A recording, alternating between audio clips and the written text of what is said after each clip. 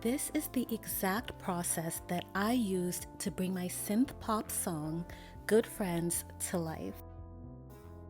How did I come up with the idea of the song, the lyrics, composing, how I went into the recording studio? What was it like for me to release this music on streaming platforms? It's really a very long process, especially when you're a beginner. I'm gonna let you listen to the song first so you can have a little bit of context.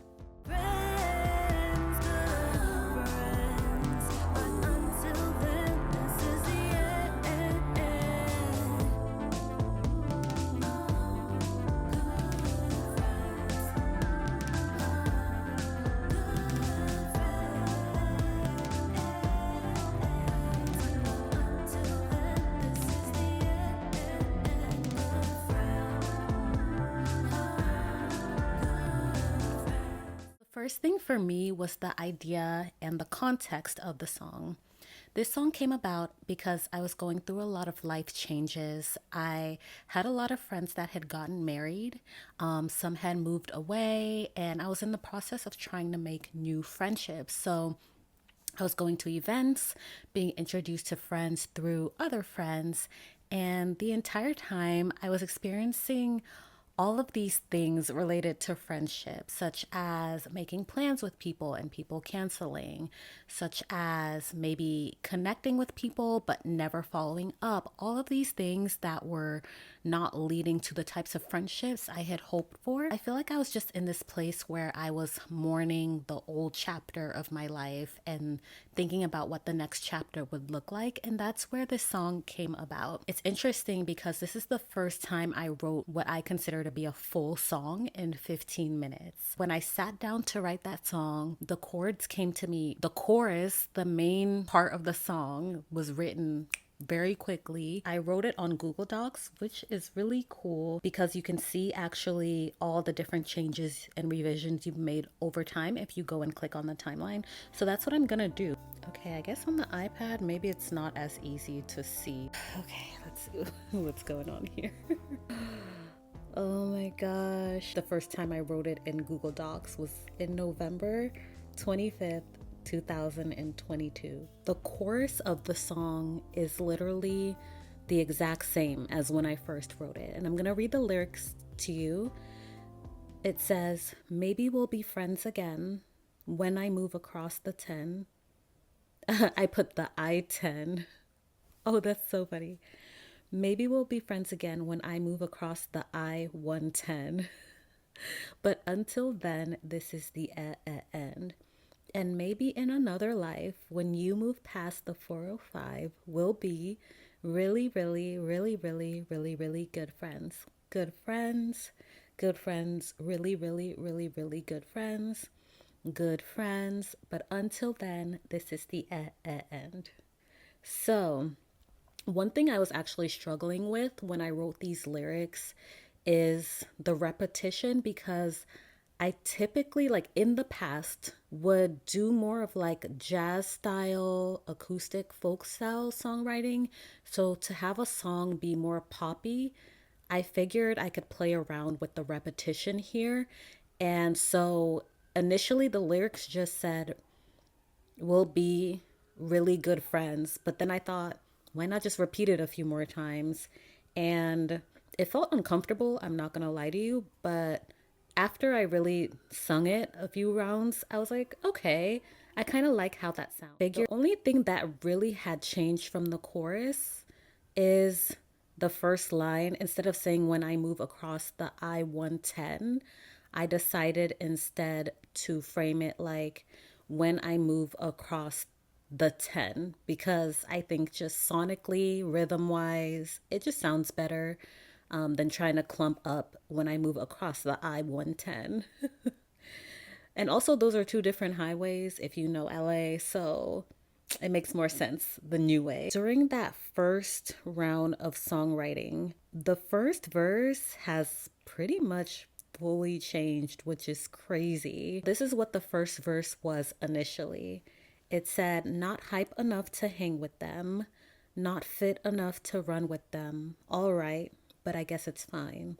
Don't blend in with the party girls. Can't pop a squat, can't do a curl. Oh, why? I'll let that go by. Oh, wow. I think the idea I had in this part when I was writing is I felt like I tried so many different groups to be a part of, and I just wasn't quite finding my place. That's where the party girls came into the song. When I said can't pop a squat, can't do a curl, I was thinking of the gym girlies because I don't really go to the gym like that. Yeah, so it was that feeling of not belonging, which I think a lot of us can relate to at any stage of life. December, the next month, first verse didn't change much. A year later, that's when I started playing around. I wanted to feel different and sound different sonically. I added in this line, which is shoot, I said the wrong thing again. I just needed to put that in because it was that feeling of awkwardness, of not quite knowing the right words, of not quite fitting in. I just wanted to kind of frame the first verse a little bit differently there. So in January 2025, that's when I really started playing again with that first verse. So the lyrics sounded something like this. Shoot, I said the wrong thing again. So awkward, it almost hurts. I'm not this weird, it's mostly nerves. No, really, I'll be fine. So, oh wow. I kind of want to sing it for you guys because even the melody changed quite a bit. Oh my goodness. It's late, so I don't know how my voice is going to sound. Bear with me. Shoot, I said the wrong thing again. So awkward, damn it. Almost hurts. I'm not this weird. It's mostly nerves. No, really, I'll be fine. Something like that. Something playful. Okay. And at that point, I started moving parts of the verse to become a bridge. In March of that year, I worked on it a little bit more. That's when the lyrics became shoot, I said the wrong thing again. Ignore what you just heard. Classic case of jitters and nerves, so awkward, it almost hurts. So that's closer to what the version of the song is now. It's so fun to actually do this. It's like walking down memory lane and reminiscing, and just like also it makes me feel good to see how I put this song together. So it wasn't until September of last year, 2025, that I actually had the verse the way I wanted to. Ooh, okay. Wow, that is really wild. So I started this song in November of 2022, mind you. And then it took years because I was just expressing how I was feeling at first. And so I think once I got the emotions out, I was like, okay, done, tuck this away. But eventually I was like, no, what happened to that song that I wrote? And I came back to it. We just went over the first verse, and now we're going to go on to the bridge and how I wrote that. I basically took some of the lines that were originally part of the first verse and went ahead and put them into the hook slash bridge. You'll recognize the I don't blend in with all the party girls, couldn't strike the right pose, didn't fit the gym world. So playing off of that original idea of doing curls and squats. I then added the lines, oh well, can't say I didn't try. I think it's best if I lay low and let another year go by. That's pretty much the bridge. In terms of verse 2, the thing about the second verse in every song is that it really should build off of what you've already talked about and add more details, add more fuel to the fire. For me, verse 2 is usually like the fuel to the fire type of part of the song. So in verse 2, I talk more about the experience of friendship and how that went for me. So I tried to join a club or two, read all the books and watched the news. I'm so behind, just got over the blues. I'll have to catch up on the movie scene. Yes, I should know, but please forgive me. It took all my energy just trying to be. And if I go to the beginning, I feel like the verse pretty much did not change, actually. Yeah, verse 2 was the same since November 2022 to the present, which is crazy. It's just that first verse that I wanted to tweak because I also changed the melody. I also changed the instrumentals and the drums in the beginning. So each time I did that, I wanted to make sure the lyrics were fitting with the vibe I was going going for. I thought, should I start off with the instrumentals only and no drums? Should I start off lyrics first or just voice and no instrumentals? I played around with that quite a bit. And so what I ended up landing on was, I think, the best fit for the lyrics and the instrumentals together. So yeah, other than that, the chorus pretty much just repeated itself. That was it. Now let's talk about composition. Okay, so here's the GarageBand project, and I'm basically just gonna give you like a review of everything I did with the production and with the composing. You'll see here's the tempo of the song. Usually GarageBand sets it to 120, but I felt like it needed to be slower. The key of the song and all of those things. I would say the drums, usually the drums are the last thing I do because I don't necessarily consider myself a beat maker. However, I've been liking the beats I've been creating lately, though. Low key, high key. So I almost always start all of my songs when I'm composing with the piano because that's just what I'm used to as far as my instrument of choice. Not that I'm the best at it, but that's just what I'm familiar with. You can see here's where I started doing like the melody, and I even dated it because sometimes I'll start and then go back and record a new version. When it comes to the vocals, you'll see here some of them are not labeled. That's not good. Don't do that because you end up wasting time having to re-listen to tracks like this to figure out what they are. A stack is basically just that you recorded the melody and then you recorded it again. If you have another DAW, digital audio workstation, like Logic or maybe even some other ones, you can actually do all of that in the same track. You don't have to do two and then cut and paste and put it together. And then down here, background vocals, ooze. Like I said, I love my ooze. The more you do, the more you become organized. So do not be afraid to just get in there and try and practice. I feel like the hardest part about the instrumentals of this song for me is that I'm not really a big music theory person. I don't know a lot of formal music instruction. I just have basic knowledge and then I put notes together based on what I think sounds good instead of actually knowing like all the keys, all the chords and everything. So when you have to do it that way, it does take a while because I'm playing around a lot instead of just knowing exactly where to put all of the notes to combine it together. If this is something you also struggle with and you want to write songs but it's stopping you, I did actually create something called the Creative Voice Kit, which I created 3 instrumental backgrounds along with a mindset meditation to get you in the songwriting zone.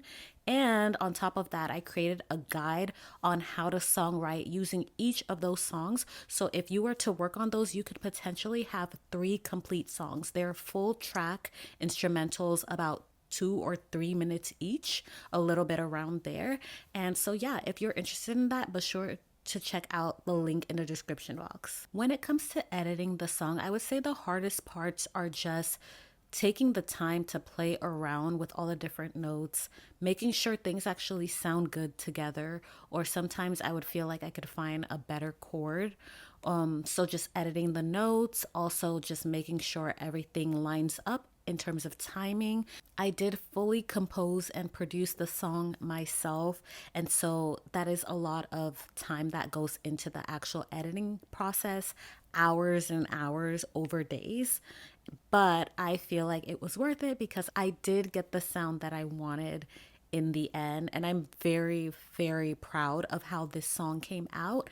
This project, this EP, was the first time I really delved into actually creating instrumentals and really trying to work on my production, my producing.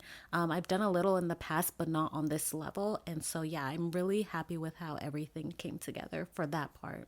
Next part, before even going into the recording studio, is coming up with the harmonies, the background vocals, and everything. I knew that I wanted this to have a pop sound, yes, a synth sound, but I also wanted to draw a little bit from oldies sounds. And so I wanted the oohs and the ahs, and I really wanted that vibe to it. So I had to play around a little bit. And one thing about me is sometimes I do get a little bit carried away. I'm just going to be honest. And I want to put 10 oohs, 10 ahs, and like all of the background vocals. And so I will say, when working with a producer, that is one thing that I did learn, is how to pull back a little bit. But truly, honestly, this is up to your style and whatever the writer's style is, because there are other songs where I did pare back the song, or I did peel back the song quite a bit, but I felt like I still could have had it feel more full. And I think that's just a personal preference.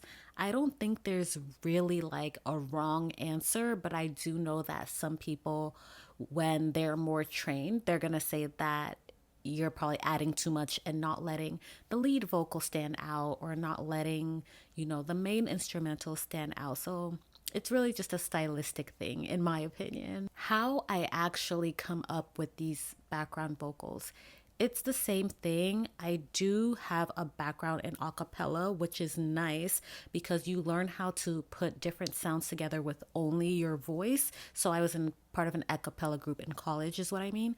And so, yeah, that really taught me a lot about, how to harmonize and how to layer vocals specifically. And so I just play around. I'll go, ooh, ooh. Like, I'll just do anything, and until I find what sounds good. I know background vocals is not necessarily a skill that everyone has, in terms of how do you come up with them, how much to do, what harmonies to choose. So if that's something you want or you're interested in, be sure to check out the links in the description box for that as well. So, the next part of your project, after you have your lyrics and your instrumentals and you have your background vocals, pretty much you've composed a song and you know how it's going to sound, you're going to need to record it. And for this particular project, I decided to just go into a studio to do it so I could have that experience, which I think was really great for me.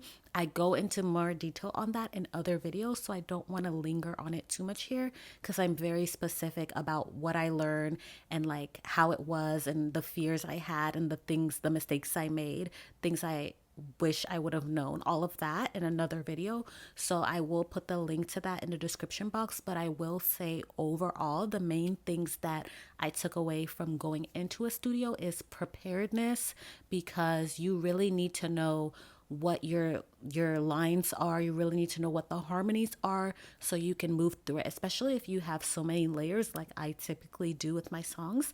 And like I did with this song, you want to have everything ready to go so you can just record. Otherwise, you will waste a little bit of time in the studio, and that's okay too. You want to make sure you get it right. But for me, since it was my first project, I was trying to save money. I was probably could have spent more time in there, but I think it's actually good that I set a time limit on myself and a money limit on myself, because I learned the lessons I needed to learn in the few hours I was in there. I don't think I needed to spend an 8-hour day in the studio or anything like that. So if you're a beginner, I definitely would say, like, and you want to go into the studio, I would say do one short session just to feel it out. But yeah, that's what I ended up doing with that song. In the future, because I have so many songs that I have not released, I am going to record them. I've decided at home. So that's going to be a whole nother process. I'll probably do another series on that. But yeah, for this project, I went into the studio. So, the next part, after all of that, editing, getting it recorded, and paying to have it mixed and mastered as well, the next part was releasing it on streaming platforms. This was the scariest thing for me ever, because I felt like it was finally getting real. I had put in all of this work, and now it was time for me to actually put it out there to the public. What will people say? That's what I kept asking myself. But I finally got up the courage to do it. And what I learned from that is that your files have to be formatted a certain way. So I did work with different engineers on this project, which some people don't recommend. They recommend working with the same engineer specifically for mixing and mastering. just so, or for mixing one engineer and then maybe for mastering another, just so that you have some continuity to the project. However, because again, I was experimenting and I wanted to give you guys a little bit of knowledge from that experiment, which is in the other videos. I went ahead and just did it the way I did it for the first project, and I feel like it's okay. I learned a lot about expectations versus reality and what actually goes into making the project or the song sound radio ready, or like what you hear from other artists on the streaming platforms, because different engineers have different skill sets, and depending on what type of genres they're used to working with, all of that can also affect the outcome of the song. So anyway, back to releasing it. The formatting is important. Also, I had to enter all of this metadata, meaning like all of these descriptions of what genres do I think the song is like, what other artists do I feel like I sound like, all of those things. And by the way, I did all of this on CD Baby, which is a music distributor, or yeah, music distribution.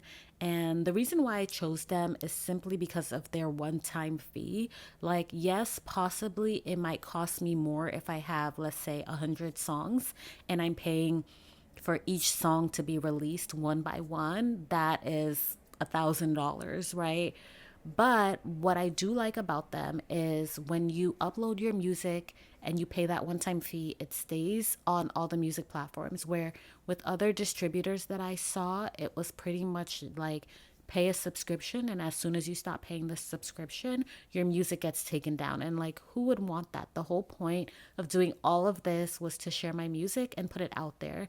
Yes, there are free ways to do that, which I did some of that as well. I promoted my music on social media, on Instagram and TikTok, all of those things. I even put it on SoundCloud because I wasn't sure if the distribution would come through on time. That is another thing, is you have to wait for distribution. I knew that I wanted my EP released in June, and so wasn't sure if it was going to be on time. I made sure that I could release my music in as many different ways as possible in the case that it wasn't going to be on Spotify or Apple Music or whatever else. So yeah, after all of that, my music was finally released. I'm going to be honest with you, it was so surreal to actually see my album cover, to see the music, to see everything put together. And I didn't go into the fact that I did a photo shoot as well, just because I was so excited for this to be my first project that I was releasing. And so, yeah, it was overall an experience, right, that I think made me feel like a true artist, which is what I was looking to do, was actually to showcase myself and present myself the way I've always felt inside, which is that I have all of this creativity. I have all of this, like, I don't know, just music and song oozing out of me. And now finally, I'm like, okay, I get to share it with everybody. So this is just, yeah, my mini masterclass and how I do things. Obviously, I went into some detail, but not too much here. So, if songwriting is something that you're interested in, if you're in any step of the process, I've done it before. If you're at the songwriting part, lyric writing, I've done it. If you're at the part where you're composing, I've done it. So, if you have any questions, be sure to message me on social media. I'm going to have my Instagram down below, as well as probably my TikTok as well. Sign up to my email list as well. You can do that by visiting my website. The link should be in the bio. And I hope this really helped you. And stay tuned, because I'm going to go over how I write other genres of songs in the future. I've written R&B. I've written a little bit more of jazz style songs. So yeah, stay tuned, and I'll see you next time. Thanks for watching and listening. Bye.